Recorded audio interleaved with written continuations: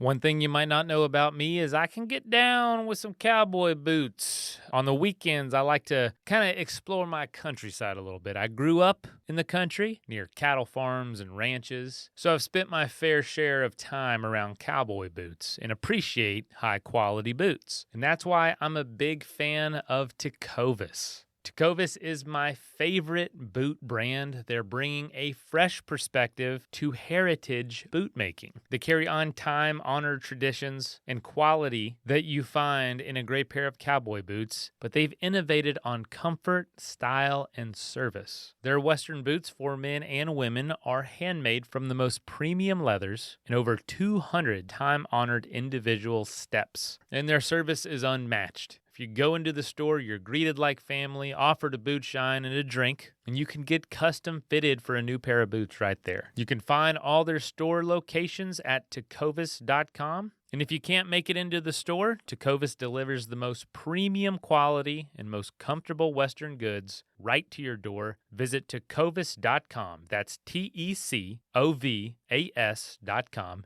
and point your toes west. Hey folks, welcome to the Adventure Sports Podcast. My name is Mason. This is a very different episode. It's going to be a monologue, just me talking. We're not going to do an intro. We're not going to do any mid-roll ads or anything like that. We're just going to chat. And the reason is I recently did my own adventure, and I'm going to give you a little rundown of it. It's not a big adventure by any means, but it created quite a stir around here in Central Florida. And got picked up by like a dozen news outlets and papers. It was on the front page of newspapers. It was on television. It was picked up on tons of lists and podcasts. And it's still coming in, the amount of impact it's had. And kind of honestly blew me away. And I'm trying to, figure out what's so different about it and why it's unique. But I wanted to talk a little bit about what it is, as well as why I did it and why I think the impact has been there. So put a little context. I'm talking to you after a full day of work and taking care of the kids. It's currently 12:04 a.m., and I might not like the way this sounds in the morning, but guess what? I'm going to publish it anyway. And, when you host a show about podcasting, one of the misconceptions is, not a show about podcasting. When you host a show about adventure, a podcast about adventure, one of the misconceptions is you're always getting out there doing this stuff too. We talk to guests on this show that are just astonishingly, brilliantly talented and gritty and just have done incredible things. It's humbling that I get to have a conversation with them. And in comparison, my adventures are nothing. And this one especially is extremely small. It was literally one day and technically less than half a day. It was 11 and a half hours, but it was a world's first. And it was paddleboarding across Lake Okeechobee in South Florida. So if you've ever seen a picture of Florida, like the outline of Florida, you'll notice in the bottom third, there's this giant blue body of water that almost looks like the eye of the peninsula. And that is Lake Okeechobee. It is the 10th largest lake in the world. In the U.S. And it is by tenfold the largest lake in Florida. When you're standing on the shore of the lake, it is freshwater. You can't see the other side. It looks like the ocean.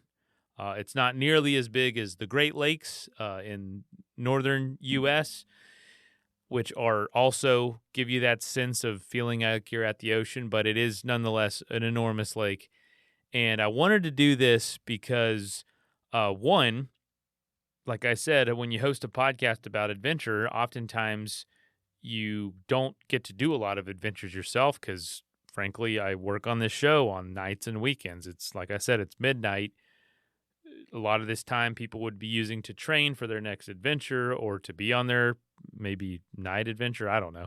But a lot of my time, my free time is dedicated to this show, and the rest of it's dedicated to family. And I'm, always working on my house. it's a fixer-upper, so there's always work to do, always, and I enjoy it, but, between all these things, leaves very little time and definitely not very many stretches of time to do adventure. So I've been trying um to find ways to fit a true adventure into short periods of time, and you've probably noticed that's been a theme the last few years. And what's cool about it is, as someone who is used to or has experience doing really long trips, my longest trip total was like 5 months, but plenty of them have been a couple months long, and that's a long time. That's like a through hike. 3, 4, 5 months is like doing any of the long trails in the U.S. And worldwide. And of course, we've had guests that have been doing their adventures for years and years and years. It's amazing. So I've been trying to get, what can I do? I know taking 3 months off is not possible, nor do I want to at this stage of life. I don't want to be gone for that amount of time. What can I do to kind of, get that feeling and scratch that itch? And it's so much deeper than that. Scratch that itch is almost a disrespect to the sense of fulfillment and accomplishment and awe that adventure brings us. What can I do to get that in a very short window? And the more you discover that, the honestly more hopeful I become, because it's like, oh, I don't have to wait for that big window of time that we often talk about on the show, which is, college, right after college, some sort of gap year, before you start your work, or before you even start college, or all the way to retirement. Or another often, theme we come up on the show is, another break in life, like the pandemic or a big divorce or being laid off work. Those three kind of scenarios are oftentimes when the adventures we talk about, the very long adventures, happen. But there's got to be more for all those folks like me who are in a stage of life where taking that amount of time is not possible. So anyway, so that was the idea. I wanted to do Lake Okeechobee because no one had ever paddleboarded across it. And until doing research on this paddle, I couldn't find anybody that's even paddled at all across it, kayak or a raft or anything like that, other than a few people that have done a very kind of the southern portion of the lake. The lake itself is about 35 miles across. It's a little bit longer north to south than it is east to west, but it's where a ton of water in Florida accumulates. The Kissimmee River is the primary source of the lake, and a lot of people call it Kissimmee River or Kissimmee River, but it's called Kissimmee, and it starts well into central Florida, at least 150 miles north in what's called the Kissimmee River Basin, and or the watershed, the northern source of the Everglades National Park. That's the area I grew up in, kind of that Kissimmee River watershed. It is cattle ranches and orange groves and very, very rural. And the reason I wanted to talk about Lake Okeechobee, one of the reasons, and paddle across it, was if you've heard of red tide in Florida, or the blooms of algae in the water that turn the water red or crimson or iron or an iodine color and kills a ton of life and destroys beaches and just wreaks havoc on the environment, that is in a weird way connected to Lake Okeechobee and the Kissimmee River watershed. And I'm going to explain how as concisely as I can. So a lot of Central Florida is agriculture, and with agriculture, we push out a lot of fertilizer, and cows use a lot of, consume a lot of grass and poop a lot, and those forces combined creates runoff through our waterways that go into this river that's kind of the main artery of Central Florida, the Kissimmee River. And it's filled with these extra nutrients, all runoff from orange groves and all sorts of agriculture fields and cattle ranches and other and people's yards, over fertilizing your grass and whatnot.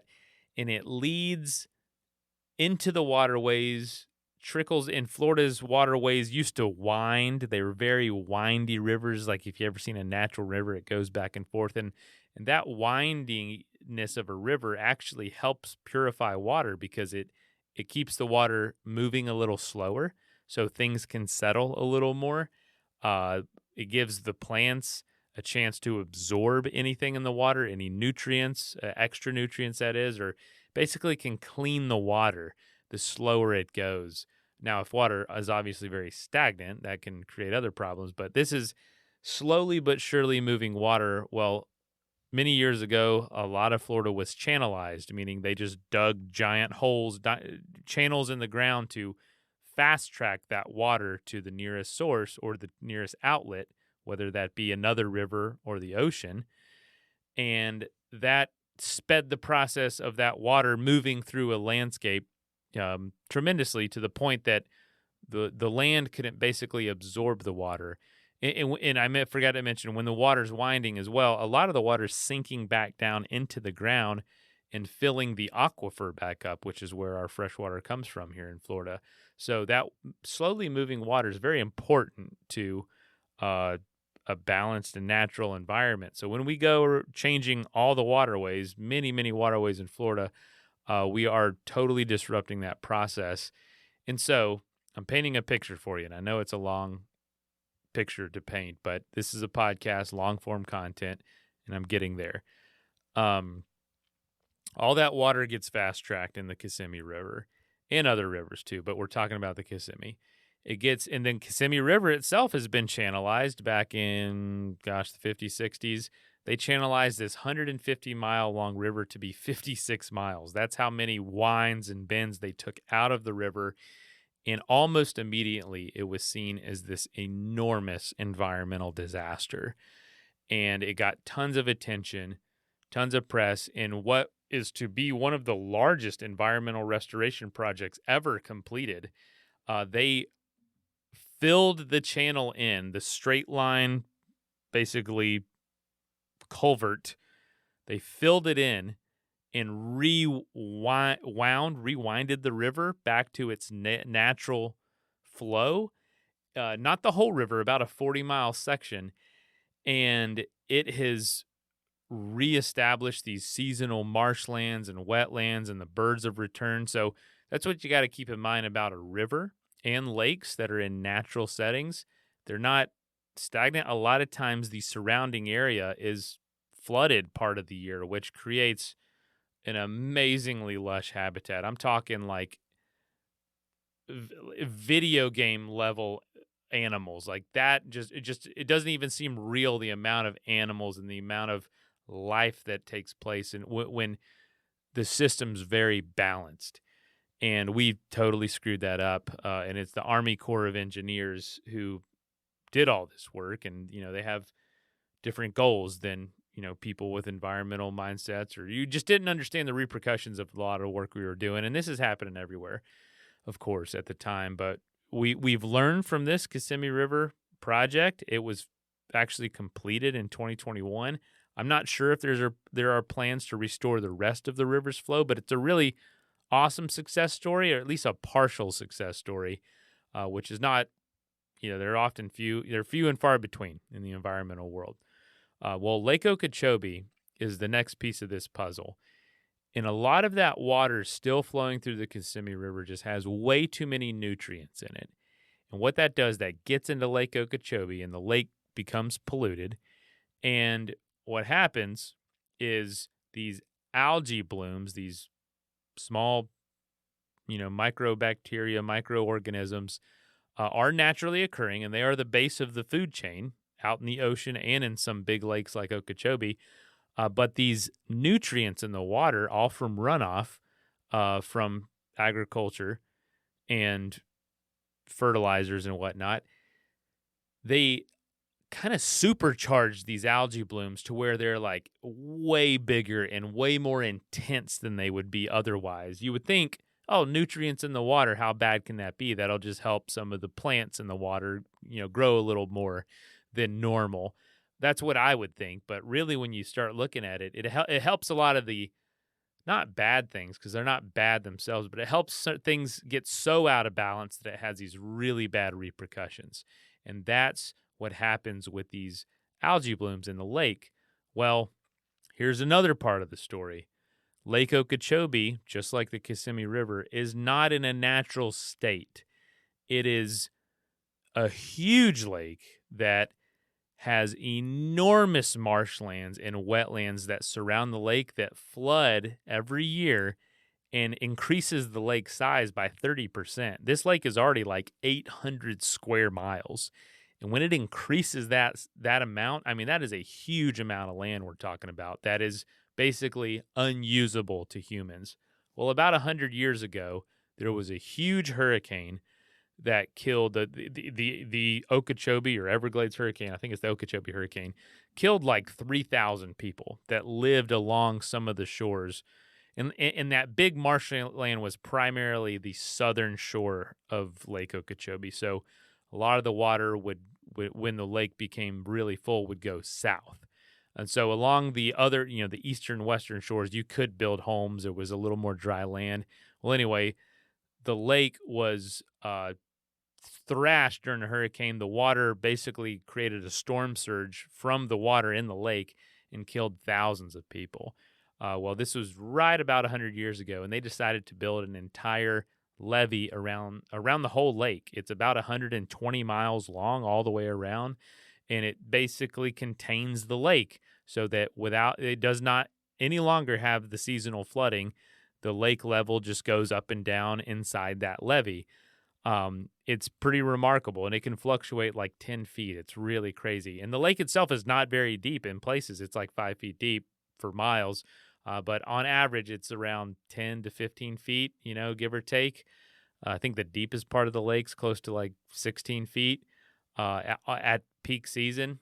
And please, I'm not an expert on any of this stuff. I'm trying to reiterate what I've learned over the last few years, and I might get a lot of it wrong. But I'm getting you the gist of it.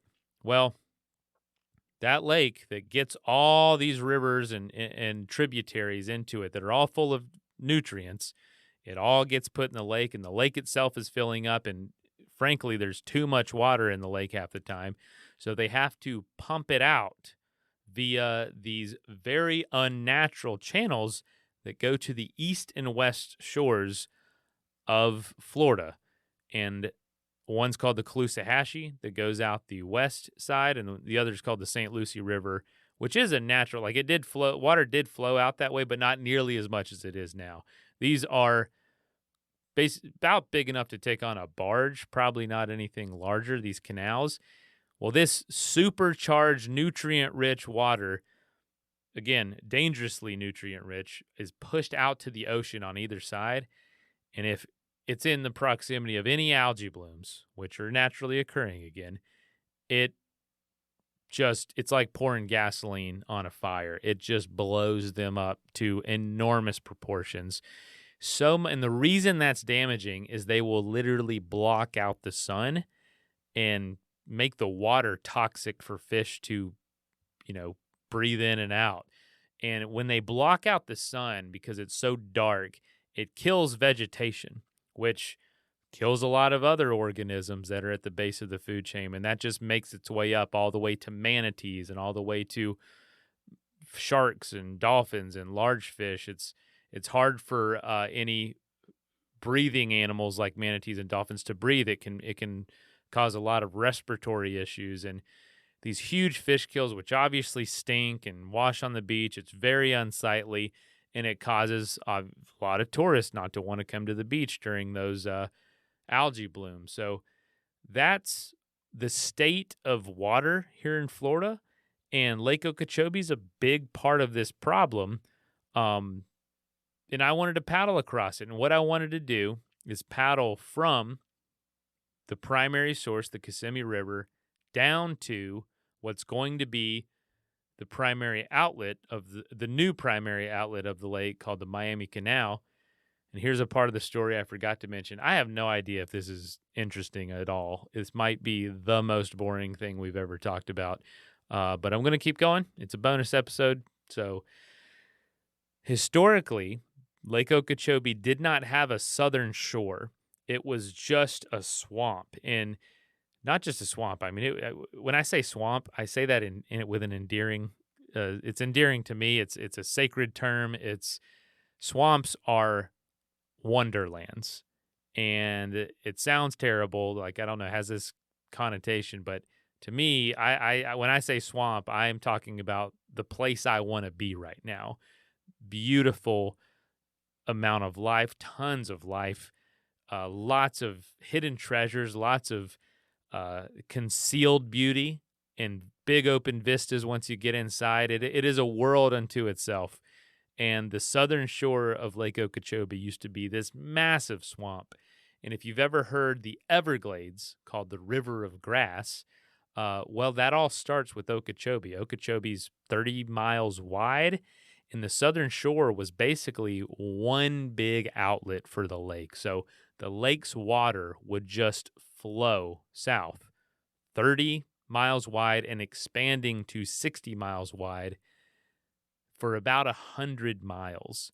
It would flow all the way to Florida Bay, to the very southern tip of Florida out into the ocean.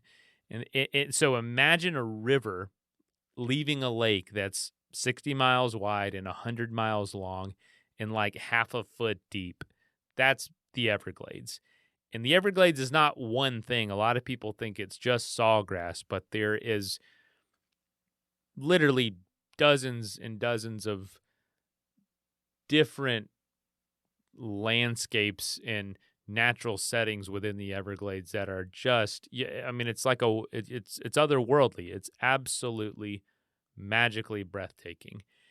And along that shore used to be a 33,000 acre forest of pond apples, these apple trees that can grow in a swamp like a cypress tree and create these amazing tunnels that you can paddle through. And they're just these gnarly looking trees. And there's still some there inside the levees on the southern shore. But anyway, it was this wonderfully magical place, very hard to access, of course, by humans, especially before there were roads. The only way to get to it was probably, a dugout canoe. You couldn't hardly get anything else in there. But because the lake's so shallow, also, airboats like to travel around because the water's not very deep in a lot of places. But it's filled with life. And all that water flowing south through, and with a river only that shallow and moving that slow, it's only moving about half a mile a day is, I believe, how fast the water on average moves through the Everglades, or naturally did. There's lots of vegetation growing up. So the water it's not just, endless water. It's grass, it's trees, it's upland, and it's sinkholes, and it's so much variation. The water's just slowly coursing through these prairies, through these channels that look more like traditional rivers and into lakes, and it's just making its way on this almost like a sheet flow, and that's the term they use, sheet flow, all the way. That is the Everglades. Well, over thousands of years of this happening, once we leveed the lake, a lot of that land started drying up. But what we realized is, oh my gosh, this is some of the most fertile soil in the world. I mean, that amount of water and vegetation had created like 18 feet thick peat moss, like world record level soil quality. So agriculture started moving in right away and depleting that soil and just taking over the area. So pushing the Everglades farther and farther south and essentially drying them out. And so the plan, and all this is set up, all this is backstory to talk about the adventure. The plan is to, because all the water, the excess water that we are forced to push out unnaturally, the east and western outlets of Lake Okeechobee, since that is wreaking havoc on our beaches, which has enormous repercussions on our economy, here in Florida, the environment is the economy. So anything that happens to the environment is going to affect our economy because that's what people come here for. The beaches and the sunny weather and the pleasant winters. Well, if there's dead manatees washing up on the beach in Siesta Key, you're not going to want to go. I've taken helicopters over red tide blooms, and it is just absolutely devastating watching a pod of dolphins who can't see a bird's eye view, swimming just naturally in these beautiful turquoise beach water, and then just hitting a wall of red tide, and then not knowing where to go. They can't see anything, and trying to find their way out of it and getting farther and farther in, and you just don't know if they make it. I've seen that. It's devastating. And not to mention it looks like little glistening on the water of different spots of white all below you, but what you realize, that's all bellies of fish, decent sized fish, all dead, belly up in these red tide blooms and being, washed ashore. There's so much fish, the predators and scavengers can't keep up with just the amount of carnage. It's really a devastating scene when it's bad.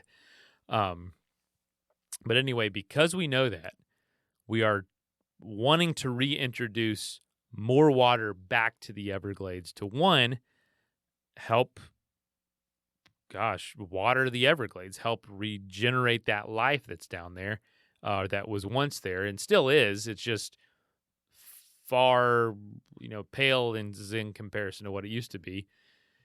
And two, it's going to help alleviate some of that excess water that we get in the rainy season so that we don't have to keep pushing it out to the ocean. So it's going to purify that water because that's what the Everglades do. It can take a ton of water and it can make it really clean, even really dirty water. That's a far better alternative, apparently, than pushing it out full of chemicals, full of nutrients into the oceans on either coast. So I wanted to do a paddle across the lake in the same path that water is going to take from the primary source, the Kissimmee River, down to the main outlet, which is going to be through a canal system that we've all, us humans, have dug, which will eventually make its way to the Everglades. And it is a solution. It's not the best solution in the sense of, it's humans' attempt to undo a lot of the damage we've done. But at the same time, I think it's a step in the right direction, and who knows where it might lead to. Just like the Kissimmee River restoration is a step in the right direction. It's not the full picture, but, restoring a third of the river is pretty dang good. Hopefully we can do the other 2/3 in time. So that's what I wanted to do, and I'm going to tell you a little bit now about how I did it. Me and my buddy Jordon, who ended up going with me, Jordon Wolfram, he's been a guest on the show. He's bicycled across the length of New Zealand. He's done a bunch of bike stuff with me. We're good friends. We live really close together now. And we had two other friends that were going to join, but they had to cancel last minute for different reasons. But it ended up just being me and Jordon. We started at 5 a.m, paddled for 11 and a half hours across the entire lake, 34 miles. And we spent most of the day not being able to see any sort of land. It was pretty weird. Lots of birds out on the lake, though. And we didn't know how possible it was. And within the first 30 minutes, we saw a boat. And again, it's pitch black dark. It's 5 o'clock. The wind's blowing. And we head out on the Kissimmee River. We're probably a quarter mile away from the lake. We're on the river, which is, 150 yards wide or so, maybe a little more at that point. And we go into the lake, can't see a thing. The wind's going, and there are these patches of reeds all over the place. So we're paddling, and you can see it on the horizon, but you can't tell what it is, if it's land or not. It just looks different than the water. And the moon was out, so we could see a little bit. And the reeds, we were going through the reeds, and I'm like, okay, this isn't slowing us down too much. I have no idea how many reeds there are. I don't remember seeing these from satellite images of the lake, but now when I look at satellite images, I'm like, oh yeah, that's what that is. That's not just, a different color part of the water. It's green because it's vegetation. I didn't notice it before when I was building our route. But anyway, we were going through the reeds, and something jumped up and hit me right in the chest. And I'm immediately thinking gators. And that's one thing about this I didn't mention. There's an estimated 30,000 alligators in Lake Okeechobee. 30,000. That is like 15 times more than any other lake in the state. I mean, it is an unbelievable amount of alligators. That's where people go to hunt them. That's where people go to see them. Apparently, that's where they all live. And there's about 1 million alligators in Florida, give or take. And so that's a decent, what's that, 3% of the population right there in one lake. There's a bunch of them. And it was a very cold morning. I didn't mention that either. It was 40 degrees Fahrenheit when we started, which is pretty dang cold for South Florida. I mean, there's coconut trees on the shore of this lake. It's the transition from that subtropic climate to a truly tropical climate. And what's cool is the lake's so long, it's right on that line that you can actually tell that difference from the North Shore to the Southern Shore. The North Shore still feels like Central Florida. Agriculture, lots of oak trees, lots of that almost a ranch land feel, cattle and whatnot. And by the time you get to the Southern Shore, it is, you feel like you're in the Caribbean. Like that, it's funny. I'm just now thinking of this. It was very stark, the differences in that 34 miles across. And it's right there where, so all that to say, it was very cold morning for that area. And we looked like we were skiing on the paddleboards. I got socks on. On a paddleboard. They're wool socks, so in case I get wet. A wetsuit would have been better. I just don't have one because you don't need one here. The water's like 75 degrees all the time. And so the water was warm, and we knew it was going to warm up really quick within the first couple hours once the sun came out. But we've got our beanies on. I've got jackets on. I've got gloves on and socks on and pants. Because it was cold. It's cold for me, especially with the water splashing on you a little bit and whatnot. And, anyway, back to the story. I got hit in the chest with this thing, and I immediately think it's a gator. I'm like, holy crap, what just happened? Comes flying out of the water, hits me. While I look down, it's a gar, about a 2-foot-long gar, which is this fish that's kind of really long and slender and has a long nose. They're everywhere down here, and it freaked me out. But I immediately realized it wasn't a threat. I grabbed it and put it back in the water. And not a few minutes later, probably 10 minutes later, another fish jumped out of the water, a small little bait fish. I think it was a bluegill or a brim. Just jumped out of the water, hit me again, and landed right on the board. I picked it up and put it back in. And I thought, is this going to happen all day? But those were the only 2 times it happened. And right around that time, a boat pulled up to us that was getting ready to take off, but right as it was accelerating, I guess it saw our lights and came by, shined its spotlight right on us. This was about 40 minutes in, and the dude was like, "Hey, are you okay?" And I thought it was going to be like a game warden or FWC officer or something telling us, "Hey, you actually can't paddle across this lake. It's illegal or something. I don't know. You're putting yourself in danger." But it was just a boater, a fisherman looking to, just asking us if we needed help. And we said, we're just out for a little paddle. And he said, okay. That was the only person we talked to and only person we saw until we were done. Like even when we went all the way across the lake, the water started, it got calmer and calmer as the lake went on or as the day went on. And we got to the Southern Shore. And that's the thing. You're going so slow. You're going like I think we averaged 3 miles an hour, which is not very fast. Even on a paddleboard. And you see something on the horizon because the horizon's totally flat. It's water. So if anything's sticking up, you might see the top of that for a while. There are a couple platforms out there, a weather tower that's probably 20 feet tall and has a little antenna and has some weather vanes and some solar panels, and you can climb on it. Absolutely drenched in bird poop. It was disgusting. Stunk like heck. And then a couple mile markers and a couple markers for where the water's really shallow, because boat propellers if you're flying across that lake, you can hit one of those shoals. It's rocky. You can tear your motor off and you rip a hole in your boat, and then you are SOL because there is nothing for 15 miles offshore.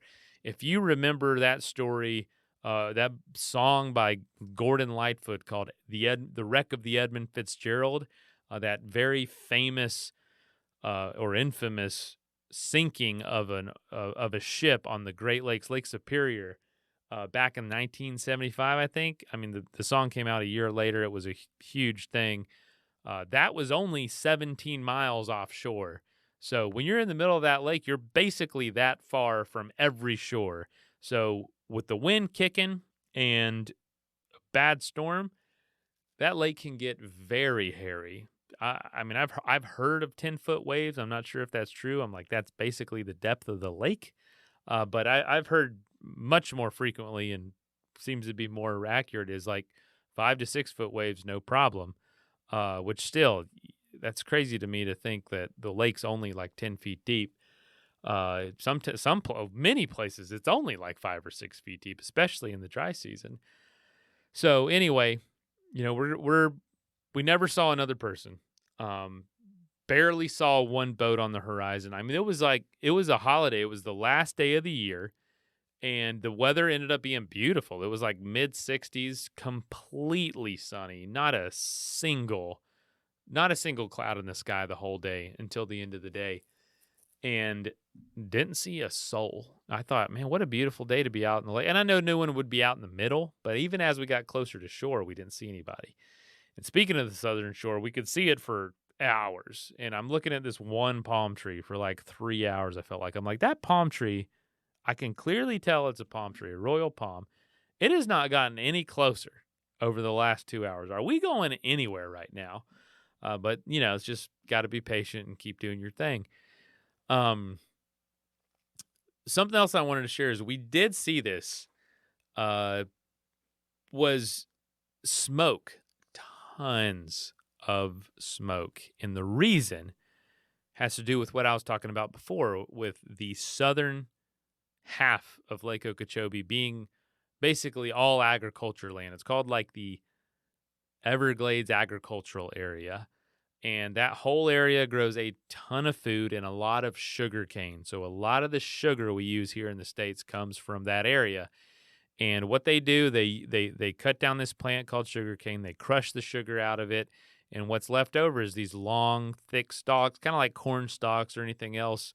But they're very thick, very fibrous. And they crush them, they dry them out, and then they burn them. And they burn a massive amount of them. It looks like the same amount of smoke that comes off an atomic bomb.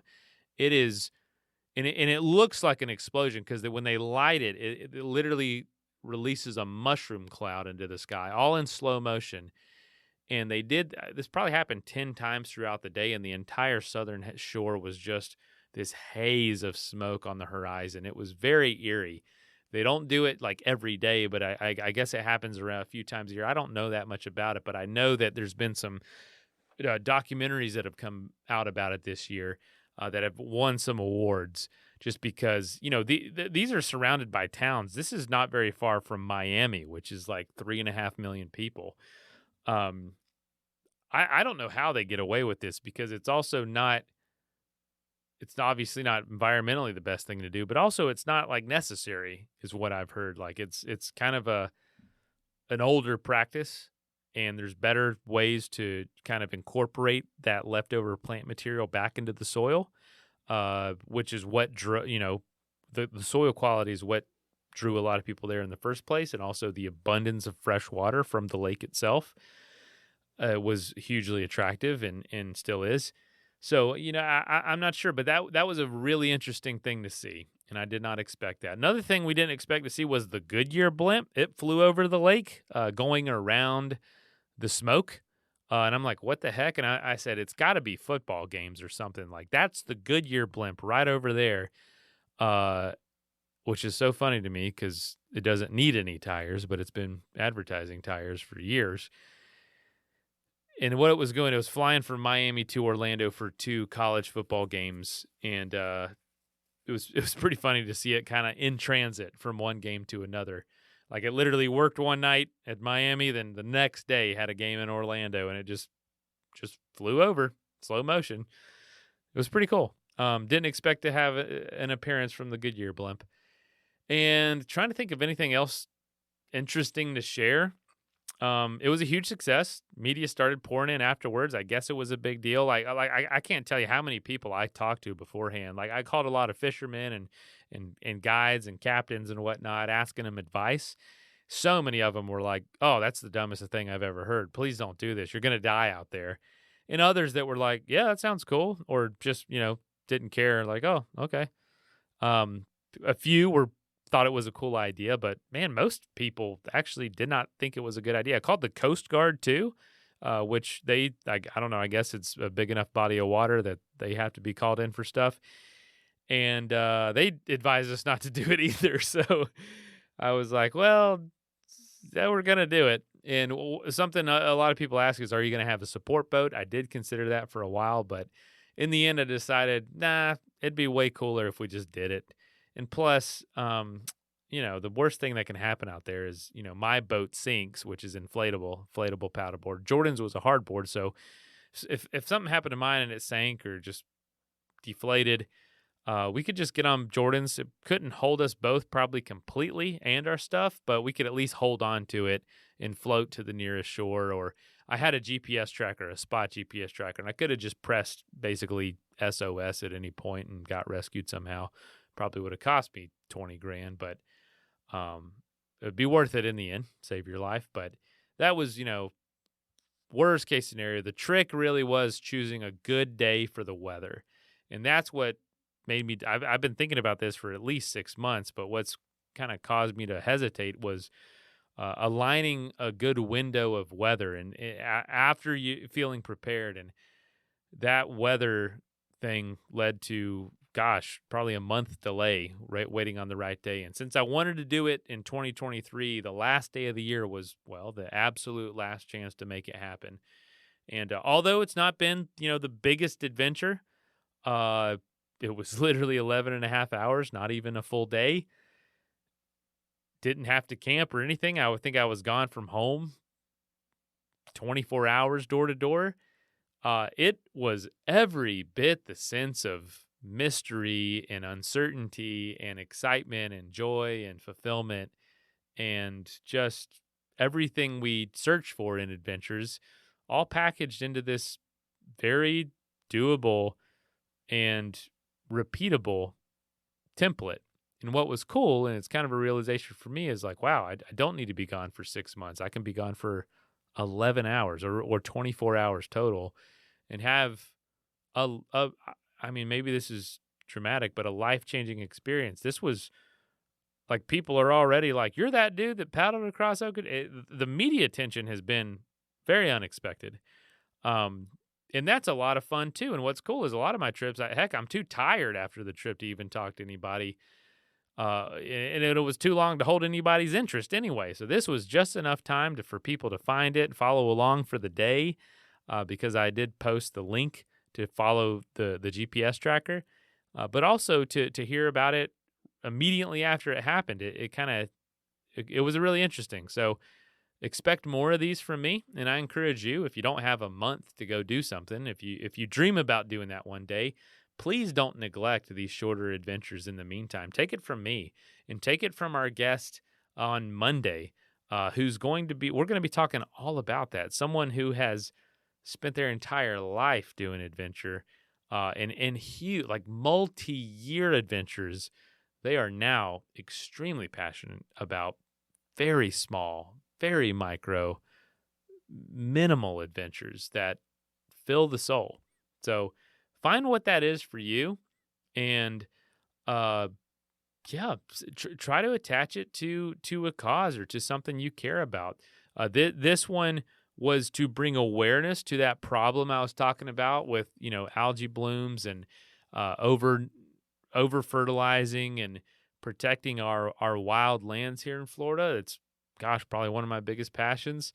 But choose it for whatever you want. People have really loved the message, and I'm still getting calls and still getting emails coming in wanting to hear about it. And hopefully this leads to more things. And so, yeah, thanks for indulging me a little bit talking about it. I have no idea if anybody's still listening at this point. I know it was quite the lecture at the beginning, And if there's anybody out there that's an actual expert on any of that stuff, please forgive my mistakes and also reach out and let me know where I messed up. I'm trying to bring these issues to, to the normal everyday folks like me that are just trying to understand in between the busyness of life. So, and lastly, I did want to mention that this was possible because of the generous folks over at Bluefin Sup, stand up paddleboard. They sponsored our podcast a couple years ago, and that they sent me a board and a paddleboard, and I had paddleboarded some before, but I was kind of more kayaking at the time. But I was looking for something new, and I have absolutely fallen in love with paddleboarding. It's basically hiking on the water. It's a walking pace. It's a great workout, but not crazy strenuous, and you see so much because you're standing above the water, and so you can look down in the water. And with clear water, that is even non-clear water, you just see so much more. It's so much fun, and it's very much my favorite thing to do now. And gosh, I can't thank them enough for providing the board to do this paddle. I needed something a little more built for, a little more rugged one, but also a little longer and narrower to do this. And they have some great deals. I definitely encourage you to check them out. And you can find out more at bluefin sup, S-U-P, boards.com. And they have very well priced boards, and it comes with a paddle and pump and a bunch of a phone case even, and some of them come with seats that you can also attach and basically use it as a kayak. Like it's very versatile. I love inflatables because you can just roll them up, put them in their bag. It's a backpack, and that comes with it too. And anytime I'm like, okay, I need to travel with it, but I don't want to put it in the back of the truck. Well, I'll just deflate it, roll it up, and tie it down, or put it on the inside of the truck even. So I love it. It's a lot of fun, and I just wanted to say thanks to them for thinking, agreeing with this idea. They're based in the UK, so I don't know, how much they care about Lake Okeechobee and whatnot. But I told them the story, and they were like, "That sounds awesome. Definitely, we're in." And y'all are awesome. So thank you so much. And if you're in the market for a paddleboard, check them out first. I have two now, and they've lasted me a long time. I have done hundreds of miles on my Bluefin Sup, and I've never had an issue. So thanks so much. We're going to have a new episode on Monday, and this is going to come out Wednesday, today. And yeah, expect a new episode from us tomorrow. Or not a revisited tomorrow. So yeah, thanks so much. This was a lot of fun. All right, get out there and have some fun.